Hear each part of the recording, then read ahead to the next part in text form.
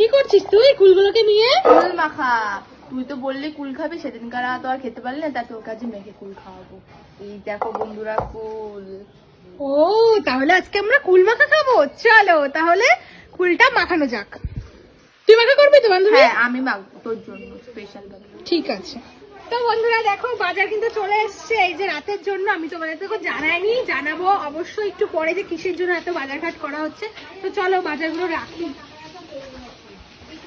দুজন মিলে বাজার করে এনেছে আর আমি এটা ঘরে নিয়ে যাচ্ছি। এই ভীষণ ভারী ব্যাগ ভরে বাজার করেছে। আজকে একটা স্পেশাল কারণ আছে, তার জন্য তোমাদেরকে অবশ্যই পরে জানাবো, এখন জানাতে পারছি না। পরে এই নিয়ে একটা ভিডিও অবশ্যই দেবো, কি হবে না হবে অবশ্যই সেটা তোমাদের সবাইকে শেয়ার করবো। তো বন্ধুরা আমি করছিলাম কাজ আর তনুকে বলেছিলাম যে তুই কুলটা মাখ। ও মেখে কি কাণ্ড করেছে দেখবা। মেখেছে সব সুন্দরই করেছে, বাট সব খেয়ে কি করেছে দেখো। চলো আমি দেখাচ্ছি। দেখো কি করেছে, খেয়ে দিয়ে জাস্ট আমার জন্য আটিগুলো রেখেছে। আর এক গাবলা কুল তোমাদের আগেই দেখলে।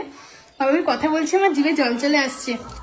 দেখো এক গাবলা কুল ছিল, ও মাখিয়েছে আর খেয়েছে। আমাদের জন্য কোনটুকু রেখেছে, আমরা তিনজন করছিলাম কাজ আর ও মাখা খেয়ে বাড়ি চলে গেছে। তো চলো এখন কুল মাখাটা খাই, খেয়ে দেখি কেমন হয়েছে।